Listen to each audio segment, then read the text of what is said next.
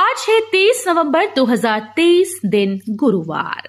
नमस्कार, सुप्रभात। न्यूज छत्तीसगढ़ में आपका बहुत बहुत स्वागत है। इससे पहले आप छत्तीसगढ़ के कौन से जिले से न्यूज को देख रहे हैं, कमेंट में हमें जरूर बताइए।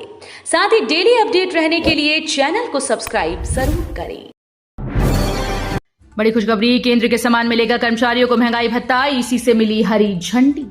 छत्तीसगढ़ में सरकारी कर्मचारियों के लिए बड़ी खुशखबरी है, जहां इन कर्मचारियों के महंगाई भत्ते से संबंधित प्रस्ताव को भारत निर्वाचन आयोग के द्वारा मंजूरी दी गई। यानी अब छत्तीसगढ़ के सरकारी कर्मचारियों को केंद्र के समान महंगाई भत्ता मिलने लगेगा।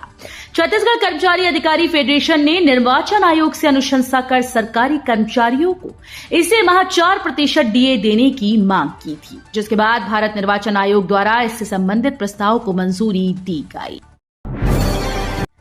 वर्ल्ड कप के बाद T20 में भिड़ेगी भारत और ऑस्ट्रेलिया। रायपुर में होगा चौथा मैच।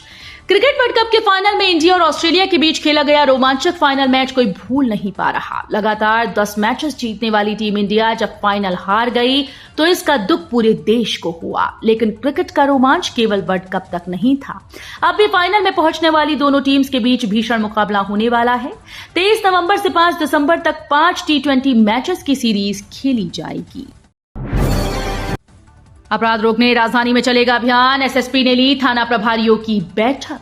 ठंड के आते ही चोरी की घटनाएं बढ़ गई हैं। चोरी व लूट की घटनाओं की आशंका को देखते हुए सभी थाना प्रभारी अपने अपने क्षेत्र में रात्रि गश्त बढ़ाएं। साथ ही लंबे जांच और विवेचनाओं को गुणवत्ता के साथ जल्द से जल्द पूरा करें। ये बातें एसएसपी प्रशांत अग्रवाल ने मंगलवार को C4 बिल्डिंग में आयोजित अपराध समीक्षा में अधीनस्थों से कही। वहीं शादी के सीजन में पुलिस को अलर्ट रहने को कहा गया। साथ ही 3 दिसंबर को मतगणना पर क्षेत्र में अलर्ट रहने के लिए भी कहा गया। बेमेतरा में धान खरीदी धीमी, अब तक मात्र 80,834 क्विंटल धान की हुई खरीद। छत्तीसगढ़ राज्य में कृषि प्रधान जिले के नाम से प्रसिद्ध बेमेतरा में इस वर्ष 1 से 21 नवंबर तक धान खरीदी धीमी है। इसके पीछे सबसे बड़ी वजह कर्ज माफी की उम्मीद है। दरअसल विधानसभा चुनाव के दौरान कर्ज माफी की घोषणा की गई। यही कारण है कि किसान अपना धान बेचने नहीं आ रहे। किसान मोहित साहू, यशवंत पटेल, दीपक वर्मा ने बताया कि अगर वो धान बेचने के लिए जाएंगे तो उनके कर्ज की राशि धान बेचने के साथ कट जाएगी। PRSU में B pharmacy, M pharmacy, CBS semester परीक्षाओं के लिए 4 दिसंबर तक कर सकते हैं आवेदन। पंडित रविशंकर शुक्ल विश्वविद्यालय की ओर से B pharmacy, M pharmacy, centre for basic science समेत अन्य कक्षाओं की दिसंबर-जनवरी सेमेस्टर परीक्षाओं के लिए आवेदन की प्रक्रिया शुरू कर दी जाएगी। विश्वविद्यालय प्रबंधन ने आवेदन से संबंधित दिशा निर्देश जारी कर दिए। जारी निर्देश के मुताबिक बी फार्मेसी प्रथम और द्वितीय सेमेस्टर, एम फार्मेसी प्रथम द्वितीय MCA प्रथम सेमेस्टर, CBS प्रथम और पंचम सेमेस्टर और बी वोक इंटीरियर डिजाइनिंग पंचम सेमेस्टर छात्र छात्राएं 4 दिसंबर तक संपूर्ण शुल्क के साथ आवेदन कर सकते हैं। छत्तीसगढ़ में मतगणना के लिए तैयारी शुरू। दुर्ग में निर्वाचन अधिकारियों को दी गई ट्रेनिंग। छत्तीसगढ़ में मतगणना की तैयारियां जोरों पर हैं। 3 दिसंबर को मतगणना की जाएगी, जिसको लेकर दुर्ग, बेमेतरा और बालोद जिले के लिए नियुक्त अधिकारियों को BIET सभागार दुर्ग में प्रशिक्षण दिया गया। भारत निर्वाचन आयोग के निर्देशानुसार नियमों का पालन करते हुए मतगणना काम संपन्न कराने के लिए सभी आवश्यक बिंदुओं की विस्तार से जानकारी दी गई। इंदौर से आने जाने वाली कई ट्रेन निरस्त। 7 से 28 नवंबर तक प्रभावित होंगे यात्री। इंदौर से आने जाने वाली ट्रेन को निरस्त किया गया है। नॉन इंटरलॉकिंग कार्य के कारण ये ट्रेन निरस्त की गई। रतलाम मंडल की कई ट्रेन इसके कारण प्रभावित हुई। ये बदलाव आज से 28 नवंबर तक रहेगा। रतलाम मंडल ने जारी सूचना में बताया कि दक्षिण पूर्व मध्य रेलवे बिलासपुर मंडल के शेडोल रूपोंद न्यूकटनी जंक्शन स्टेशन के मध्य 3rd लाइन के कमिश्निंग के लिए प्रस्तावित ब्लॉक के कारण रतलाम मंडल से आरंभ होने वाली और रतलाम मंडल से होकर गुजरने वाली कुछ ट्रेन निरस्त रहेंगी। छत्तीसगढ़ ओडिशा बॉर्डर पर भारी मात्रा में विस्फोटक बरामद। बड़ा हमला करने की तैयारी में थे नक्सली। छत्तीसगढ़ के नक्सल प्रभावित सुकमा जिले के सटे ओडिशा के मलकानगिर के जंगल में सर्च के दौरान भारी मात्रा में विस्फोटक बरामद किया गया।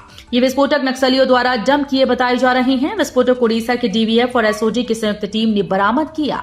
बताया जा रहा है कि नक्सली बड़ी घटना को अंजाम देने की फिराक में थे। DVF और SOG की टीम को मौके से 12 बोर की बंदूक, 150 नग gelatin stick, 13 cordtex wire, 10 kilogram वजनी एक IED बम और 7 किलोग्राम वजनी एक IED के साथ ही कुल 13 IED बम मिले। ब्रजमोहन अग्रवाल ने मुख्यमंत्री भूपेश और सुशील आनंद शुक्ला को भेजा मानहानि का नोटिस। पूर्व मंत्री और रायपुर दक्षिण से भाजपा प्रत्याशी ब्रजमोहन अग्रवाल ने गुंडा वाले बयान पर मुख्यमंत्री भूपेश बघेल और कांग्रेस संचार विभाग प्रमुख सुशील आनंद शुक्ला को मानहानि का नोटिस भेजा। उन्होंने अपने अधिवक्ता के जरिए दोनों नेताओं को नोटिस भेजा है।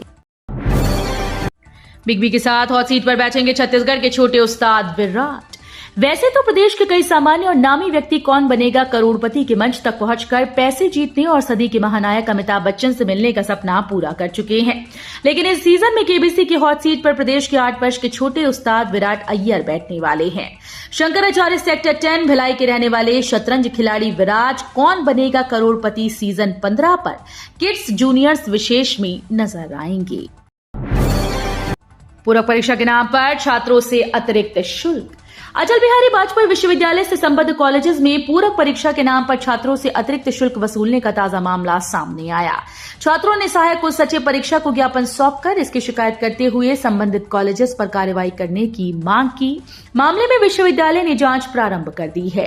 अटल बिहारी वाजपेयी विश्वविद्यालय द्वारा पूरक परीक्षा का आवेदन फॉर्म जमा करने के साथ बीए, बीकॉम, बीबीए का शुल्क 780 रुपए और बीएससी, बीसीए का शुल्क 1125 रुपए लिया जा रहा है।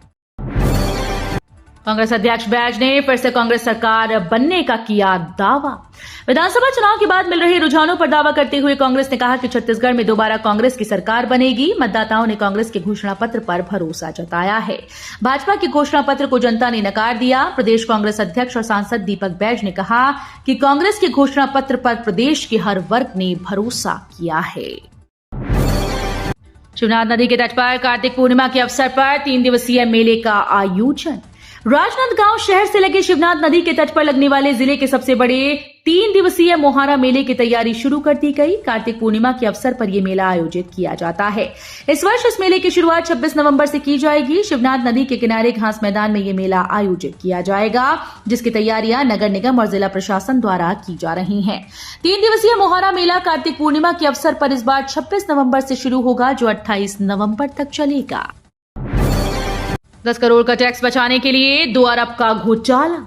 ईओडब्ल्यू ने बुधवार को उज्जैन में बड़ी कार्रवाई करते हुए 39 फर्जी कंपनीज और 80 लोगों पर 2 अरब के घोटाले का मामला दर्ज किया है। आरोपियों ने 10 करोड़ रुपए का टैक्स बचाने के लिए फर्जी कंपनीज के नाम से रजिस्ट्रेशन करवाया था। 2 साल पहले इंदौर के एक व्यापारी ने इसकी शिकायत ईओडब्ल्यू उज्जैन से की थी। इसके बाद ईओडब्ल्यू ने 80 लोगों पर मामला दर्ज कर लिया। उत्तरी हवाओं के प्रभाव से बड़ी ठंड। आगामी दिनों में और गिरेगा तापमान। प्रदेश में अब ठंड का दौर शुरू हो गया है। मौसम परिवर्तन होने से उत्तर से लगातार ठंडी हवाएं आ रही हैं। इससे प्रदेश भर के जिलों में तापमान में गिरावट हो रही है। बात करें प्रदेश के सबसे ठंडे इलाके की, तो बीते मंगलवार को छत्तीसगढ़ के अंबिकापुर में सबसे ज्यादा ठंड रही।